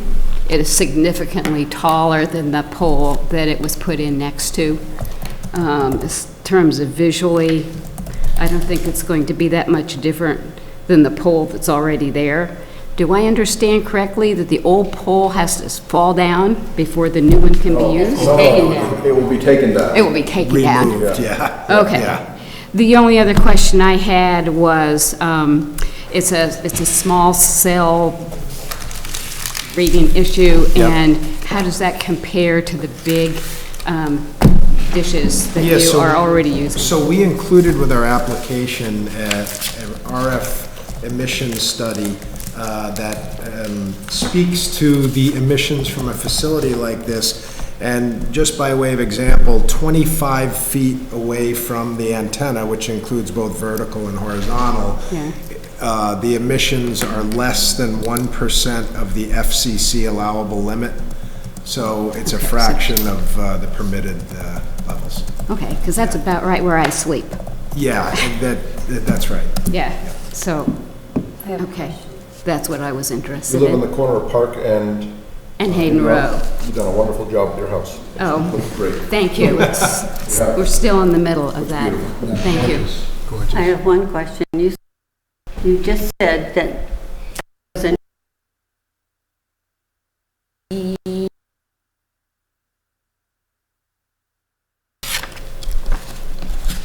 I think the old one is already gone, but I'm not sure. Okay. The new one going in was... That could have been normal stuff, this could be another one. That could be the case because when there's a make-ready put in, they just throw it into their queue, and I've had ones before where the poll is done before we even get an approval. It would make sense that you'd have a new pole in before you took the old one down, otherwise the But many wires would times, be we on the front. sometimes have to wait for them to put in the new one, and then, so that's great to hear. So is there a chance we could get you to put these on about 58 other sites with the poles in town? All right. Okay, thank you. Thank you very much. Anyone else from the public that wants to comment on this? All right, so I'll entertain a motion to close the meeting. So moved. Second. So now, any further hearing. discussion? The hearing. The hearing, I'm sorry, the hearing. Any further discussion? All in favor? Aye. Aye. All opposed? Abstain? Carries. Okay, now we'll deliberate. Brian? I'm fine with adding this technology to these 2 spots in town. I would like the motion to include that it cannot be added to a double pole situation, and that you have to address the pole situation before they can add the hardware. Other than that, I think it's fine, and I don't think we have any other real issues. Let the record show the applicant.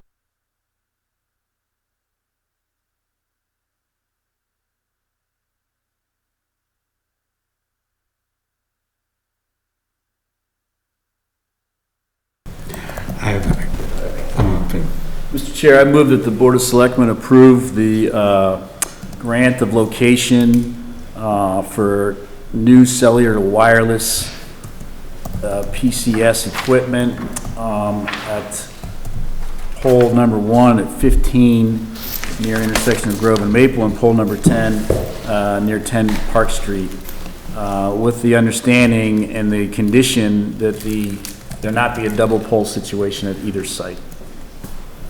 Second. Any further discussion on the motion? Hearing none. All in favor? Aye. All opposed? Any abstentions? Carries. Thank you very much. Thank you very much. Thanks for coming. Thank you. Okay.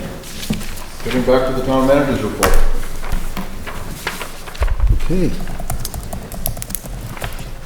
And the board was discussing the schedule of the special town meeting on December 9th. Mr. Chair, we always have town meetings on Monday evenings, and we start town meetings, annual town meetings on Monday evening. That's been the practice. It's not a requirement by law, I don't think. Do we have to do this on a Monday evening? Would the schedule be easier for everyone involved if we did it a different night? I don't know. I really haven't studied the calendar, but Yeah, there's no specific requirement to hold the special town meeting on a Monday. Again, I think as Mr. here pointed out, this is based on past practice and general expectations by the public that the meeting will be on a Monday. Yeah, I think the perception is that's when we do it, so it makes sense, but, you know, if we really get into a bind here with this, the discussion about timing, you know, if that Friday meeting is early in the morning, does that work for you, for your travel situation? Hey, I could always just have a fly up too. I can make it work. Fine with me, fine with me.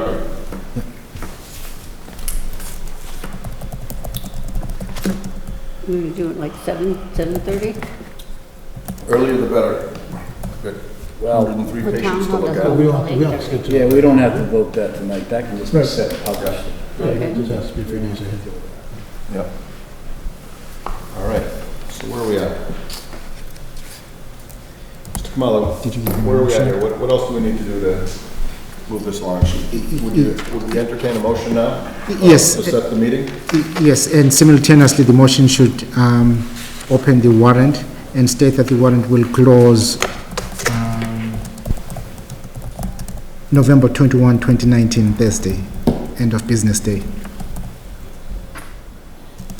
Tina, would you like Close to the make a warrant motion? on, wait a minute, just want to get the, close the warrant date on November 21? 21st, November 21st. I'd like to make a motion to set the date for the special town meeting to be December 9th, to include 2 articles contained in the citizen petition, and to close the warrant on November 21st. So you have to, Open it. It opens tomorrow, yeah. To open the warrant tomorrow, Okay, I just. which is want- November set the 6th. date and open the warrant. Warrant. Okay, and to open the warrant, and to open the warrant. Tonight. November 6th. Yeah. We'll do it. So, one more time, please, I'm sorry. I'd like to make a motion to set the date for the special town meeting on December 9th, to include 2 articles contained in the citizen petition, to close the warrant on November 21st, and open the warrant tonight, November 5th. And to close the warrant. On the I said to 21st. close the warrant on November 21st. Second. Any further discussion on the board? Mr. Chair, so I have, as I mentioned earlier, I have a lot of mixed emotions about this. I have seconded the motion and will likely vote in favor of it. However, I think this is a really bad practice for the town of Hopkinton. I've been serving in Hopkinton for 20 years now as a volunteer. We have never, in my 20 years, recalled an article on a town meeting, following a town meeting vote. This can open up a whole can of worms. We have a warrant that may open if we take this vote. And others could bring forward articles specific to this project and bring forward articles they want to reopen specific to this project. We could have school building articles come forward.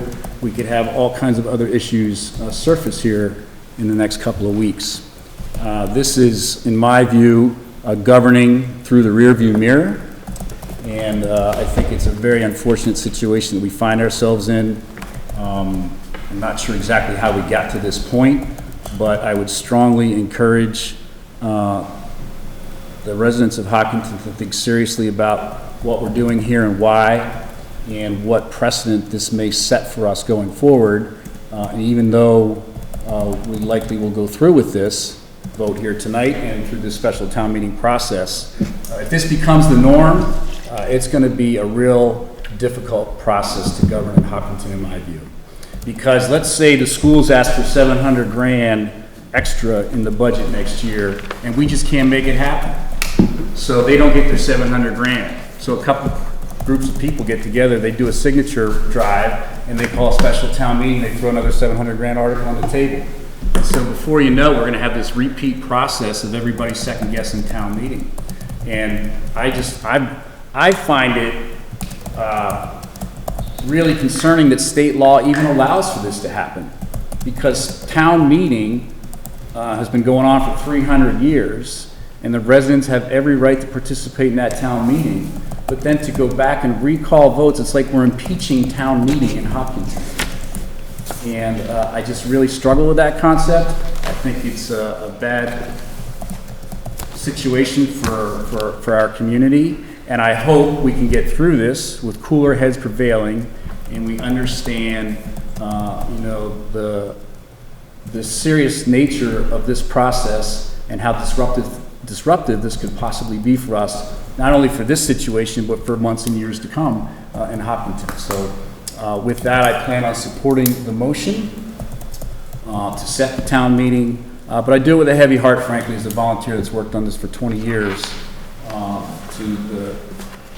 I feel like a lot of time has been wasted by a lot of people, unfortunately, if this all comes to be, and a very random process and rules employed to make this happen in a certain way. So, but with that, I do plan on supporting it. Mr. Catino. Yeah, I concur. This is, it really is opening up the town for some things that a lot of people that are supporting this article may not like the results of something else that may happen or something else that might come up. And, especially articles that that can be a major financial impact to the town. And, people have worked on this for well over 20 years. And, I also will support the motion to have a special town meeting, but it's a tough day for Hopkinton that this might end up becoming a norm. It's also an expense. I wholeheartedly agree with everything I've heard. I think state law says that we, with the petition, that we should go forward with the special town meeting, but it does not mean that I'm concerned about overturning previous decisions, and I think that it's a poor precedent. I think once the town meeting has spoken, that we should go forward with it, and we planned as a town, we planned around town meeting votes, and to come back and try to pull the rug out, I think is unfortunate, but I will support this special town meeting. I actually feel the same way. I remember when the article came up, and there was a lot of discussion on it, and there was a lot of people who spoke on it.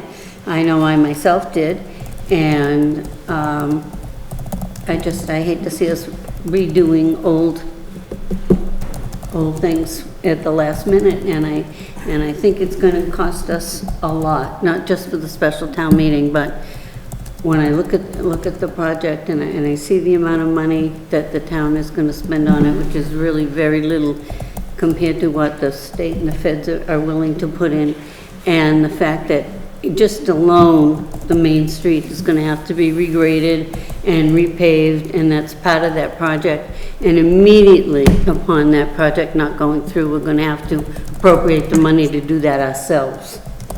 And that includes, getting the driveways in it and everything, and I don't know, I don't think we're gonna be saving much by not going through with this project at this time. I'm not convinced we're not gonna go through with the project. No, I'm not either. No, Right, I'm not but either. You're we have right. to go through the process, and I think Right. it's fair to go through the process, whether we like it or not. Mr. Chair, though, before we take the vote, I would like to reserve additional time on this topic, since we're still in the town manager's report in this central report. The quarter project is on his agenda. I think we can speak about something else, and we'll talk about specific to the project. Sure. So I'll just put my quick 2 cents in. When you said that it's a slippery slope, that's the part that gets me. It's not the Main Street Corridor project. It's the fact that something was voted in a town meeting, something was advertised, the townspeople went up, they voted for it, or they voted against it. I wish I knew this 15 years ago, that we could do something like this, because I would have stood at Colella's with a board and a clipboard, and I would have had the town have another special town meeting to go down and re-vote Legacy Farms, to see if those 3 votes that voted for Legacy Farms, 2 of them would have changed, and we wouldn't have had to buy Legacy Farms. I think it's a slippery slope. I think it sets a bad example. It takes a lot of power away from town meeting, and I think that So I think that it's going to open up doors down the road that we're gonna have, every year, we're gonna have special town meeting after special town meeting if it doesn't serve each people's particular needs or desires, or that they were satisfied at town meeting. You know, could I go out and get 300 signatures right now and rename the select board, the Board of Selectmen? Or could I put that back on the warrant on the special town meeting? Because historically, I like the Board of Selectmen versus Select Board. Absolutely, but I don't want to be part of that. So the slippery slope, taking the whole Main Street corridor project out of it, it's the concept that I find disheartening. But it's their right under due process to do it, and I don't agree with it, but I will, again, support it. Mr. Kamala? Yeah, through the chair, earlier there was a question regarding what might happen on the final day if the board went with the 16th in the event that there is inclement weather. I do have an answer from our very helpful town clerk. There is a process that allows for a recess to be declared by the town moderator. That process allows the town moderator to consult with public safety as well as the select board members in recessing town meeting. Following that, the moderator may announce a future date for the continuance of the meeting, and that they should do so within 3 days. They would announce within 3 days of the changing of the meeting of when the next meeting is. So that could be another 45 days. Yeah. From 3 days from the 9th. Yeah, and the newly rescheduled date should not be later than 30 days following the date and time of the moderator's original announcement of the declaration of recess and continuation. So then we go to just January 12th, and then the next snowstorm puts us to February 15th, and the next snowstorm puts us to the middle of March. But we got December 9th on the table right now. That's right. Yeah. All right. So, Mr. Kamala, this is the town manager's report, so you don't need any type of motions or anything. We still have to do the meeting. We've opened the town meeting? Yeah. There's a You motion. have to vote on that. Yeah. Motion's on the table. So have we've not voted on that yet? Yeah. So as the parliamentarian, we have a motion on the table right now that would set the special town meeting date for December 9th, and also would open the warrant this evening. The warrant would include the 2 requests from the petitioners, and then the warrant would close, remain open, and then, which it always does, and then close on November 21st, and then the Board of Selectmen would meet on November 22nd to vote to sign the warrant. That's the motion that's currently before you, Mr. Chair. Okay. So no further discussion on that. So, all in favor? Aye. All opposed? Any abstentions? So carries. Okay. Thank you. So, Mr. Herr, you asked for a little extra time? Yeah, Mr. Chair, so now that the logistics of the special town meeting date setting and precedent and so forth discussion is over, I want to talk about the project itself. So I went in physically today and sat in the town manager's office and worked with him to put together a document that addresses, it's just a 3-page simple document. I have copies here if anybody wants them. It's a 3-page, and I just sent them out to my colleagues here. It's a 3-page document that just talks about the project concerns and questions on the left, and then the project facts on the right, and it goes through and sort of addresses some of the key things that have been discussed in town in recent days and weeks. I would suggest or ask that my colleagues on the Board of Selectmen put a motion on the table, or I'll put the motion on the table, so I'll do it now. I move that the Board of Selectmen request or have the chair of the board send this particular document out to all media outlets to enhance the discussion around the corridor project and the facts and figures specific thereto. Second that. Okay, any further discussion? So what this is, and there's copies, a few copies here that anybody wants to grab if they want to. We can make additional copies if needed.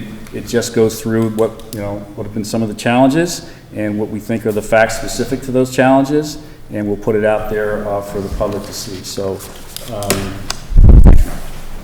Okay. No further discussion? Okay, all in favor? Aye. All opposed? Abstain? Okay, carries. Good. Mr. Kamalo, anything else? Mr. Chair, so the logistics of that motion that we just carried, would be that we need to get an email, and I have a PDF draft of that now, this afternoon. Forward to, who should I forward that to, Mr. Kamalo, the PDF? PDF to myself. I'll forward to you, and if you could work with the chair, get that email drafted up and sent out to the media outlets. Yeah. So that we can get the discussion going around the question itself. I personally feel very strongly that this project is good for Hopkinton. I personally feel as a resident of Hopkinton that this process and this dialogue, this discussion has been going on for decades. I first got elected in May of 2007. I campaigned on the downtown corridor project in March, April, and May of 2007. We've been talking about it for a long time. That intersection has been on the radar screen of the planning department, the planning board, the board of selectmen, long before I even got involved. So I stand, even with the special town meeting vote that I supported tonight, I stand with the project. I think the project is excellent for Hopkinton.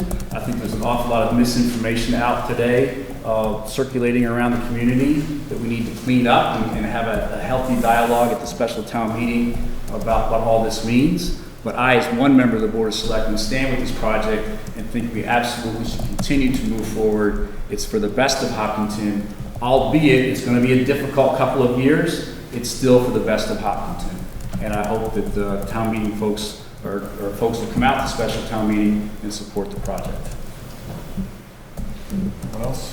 Yeah, we for years, we've been planning this. We bought some land down the Cedar Swamp just to handle the water runoff, because what people don't understand, one of the main parts of this project is to deal with the stormwater.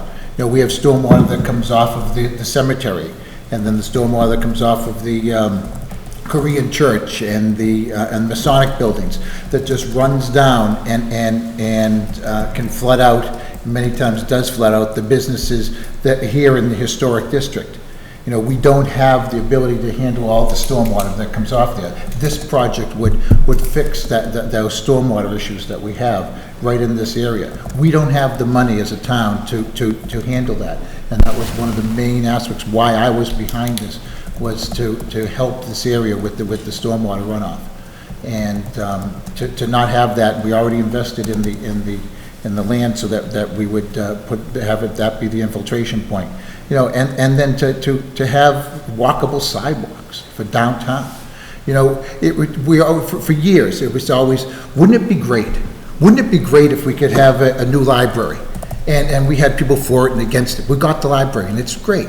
Before that, when I first came to town, the new police station. Wouldn't it be great to have a new police station? And it was big and it was expensive, and some people were against it because it was so big. But now we're good to almost 2030 with the growth of the town and everything. We have a police station that can handle it. And then wouldn't it be great if we could have replacement for the center school? And we got that. We have the Marathon School, which is state-of-the-art facility. People were for it, some people were against it. Do we have the money? But we did it, and it's great. But the whole thing, everything that tied it together was to have a downtown that people could walk in, they could bike in, that had, as I said, the stormwater management, and that, like, I had a park up at the Common. And, to walk across at the Korean church, I know everybody's done it.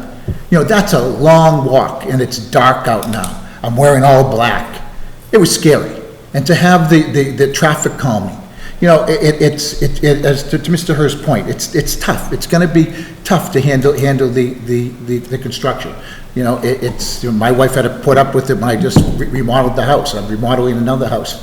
And it's tough during construction. But when it's all done, it's great.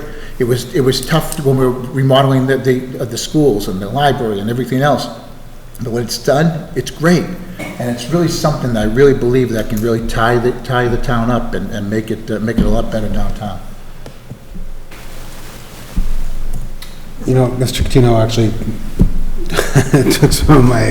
took some words right out of my mouth. What I was going to say is, whenever you go through any kind of renovation project, it's disruptive, it's difficult, and there's a lot of issues, unforeseen things. But at the end, you always take a step back and say, wow, look how nice this is. This is going to be a disruptive process. I'm a downtown business. I have my practice downtown. It is going to be difficult. But you get through it. You figure ways through it. And I understand the concerns of the community, but I also understand the concerns of the community of Hopkinton as a whole. There's a larger group that does believe this is going to make, or at least we voted on it and said that, yes, this is something we want. We want to beautify the downtown area. We want to fix some problems that we see, and I think this does it. And I think this is an amazing opportunity where the state is providing so much funding. The town's share is such a fraction. I would hate to see us lose this opportunity. Well, everybody, I've heard about this project since 2002, actually. And, you know, everybody's talking about their taxes. And I look at that block on Main Street, and we really have never been able to fill it with viable, long-term, really productive businesses. And part of that is because we're not attractive to businesses that we could use here in town. And I think that you know, is one thing that we really have to consider with this project. The other thing that frightens me is that this has come so late in the doing, and that we have had state aid and federal aid, and we have had the plans done, and they have had the preparation and whatnot, and we pull out, and I can see projects coming that the town is going to have to pay every single penny for themselves, because they're not going to come forward with this kind of aid. Again, we stopped the project right at the very last minute. Who's going to want to throw their support behind us if we do this? What state agency, what federal agency is going to want to help us out again with more projects down the line if we just stop this one right now at the very end, after they've already put some money in? Doesn't make sense to me. For $3 million, when originally we were talking $8 million, and the state and the feds have come in and they're willing to spend more money on us. The cost of this project has dropped over the years, and it just doesn't make sense now to pull out the rug out from under it. That's just the way I feel about it. So I feel very much the same way that all the members of the board feel. I think that the town has done a lot of work on this. I think that probably a good reason why we're here tonight is because of that letter that went out that shouldn't have gone out a week before town meeting last year. I think if that letter didn't go out erroneously, we wouldn't be here right now. I think that letter, that letter kind of flipped the hysterical switch, and it really bothers me that we're here. It bothers me at this meeting. It bothers me. I think about it all the time. I come into dealing with people all the time where they're coming up, and I'll have people come up and they'll be, I can't believe that you're even considering doing this downtown downtown project. And then I'll have people say, I can't believe that you're allowing this to go through, that this petition's going to hold up 20 years worth of work.